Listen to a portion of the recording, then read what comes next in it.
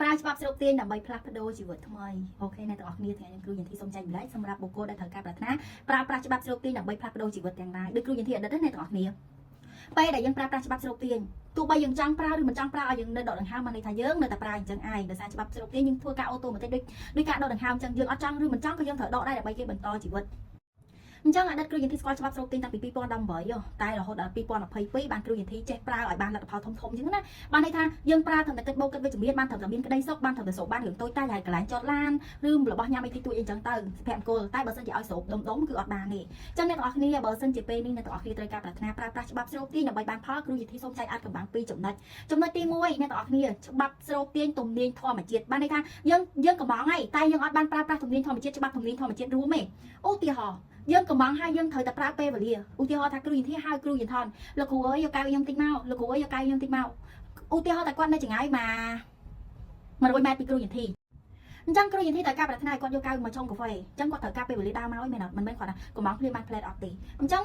ពេលដែលគ្រូយន្តធីកំងហើយត្រូវការមួយទៀតគឺច្បាប់ធម្មជាតិគឺច្បាប់នៃពេលវេលារងចាំគាត់ដើរយកមកឲ្យតែបើគ្រូយន្តធីថាហេលោកគ្រូយកកៅខ្ញុំតិចមកខ្ញុំប្រញាប់ឆុងកាហ្វេយកកៅខ្ញុំតិចមកខ្ញុំប្រញាប់ឆុងកាហ្វេបានន័យថាយើងអ្នកកំងតោះតែយើងប្រញាប់ពេកយើងឡើងទៅយកខ្លួនឯងនឹងគេហៅថាយើងអត់បានប្រើប្រាស់ច្បាប់ទំនាញធម្មជាតិដើររួមទេអាហ្នឹងគឺសំខាន់ខ្លាំងណាស់ចំណុចទី2ដែលគ្រូយន្តធីចង់ប្រាប់អ្នកទាំងអស់គ្នាថាពេលដែលអ្នកទាំងអស់គ្នាធ្វើអីមួយអ្នកទាំងអស់គ្នាត្រូវមានច្បាប់មួយទៀតគឺច្បាប់នៃការព្រៀងទុកឧទាហរណ៍ពេលដែលយើងហែលទឹកយើងតែតែព្រៀងកម្លាំងត្រឹមតែហែលទៅដល់ត្រើយម្ខាងទៀតអត់មានព្រៀងកម្លាំងហែលមកត្រើយវិញទេមែនអត់ឧទាហរណ៍ថាត្រើយខាងលិចយើ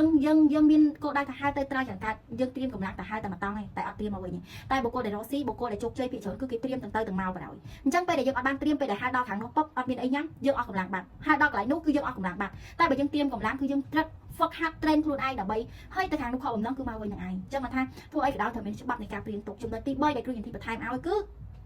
ច្បាប់នៃកញ្ចក់ឧទាហរណ៍ថាពេលនេះអ្នកទាំងអស់គ្នាត្រូវការប្រាថ្នាចង់ឲ្យបុគ្គលណាម្នាក់មកស្រឡាញ់យើងចង់ឲ្យបុគ្គលណាម្នាក់ឃើញពីតម្លៃយើងត្រូវទៅធ្វើឲ្យគេមុនឧទាហរណ៍ចង់ឲ្យគេញញឹមដាក់យើងត្រូវញញឹមដាក់គេមុនចង់ឲ្យគេស្រឡាញ់យើងត្រូវស្រឡាញ់គេមុនចង់ឲ្យគេឃើញពីតម្លៃយើងត្រូវឃើញពីតម្លៃគេមុនអានេះហើយគឺជាចំណុចដែលគ្រូយន្តធីអនុវត្តបានផលពិតហើយចំពោះបុគ្គលដែលត្រូវការប្រាថ្នាស្រូបបានដុំគ្រូយន្តធីក៏មានខនដូចគ្នាចូលរៀនក្នុងខនកុំពីការលក់ឆ្នៃពេជ្រក្នុងខ្លួនអាចកំបាំងក្នុងការបួងសួងហើយអ្វីដែលសំខាន់អ្នកទាំងអស់គ្នាទាញចិត្តវិញ្ញាណមហាស្ថិរគឺថ្លៃខ្លាំងមែនទែនបុគ្គលដែលចង់ដឹងជ្រៅជ្រៅអ្នកអាចចូលរៀនខនបានដោយក្តីស្រឡាញ់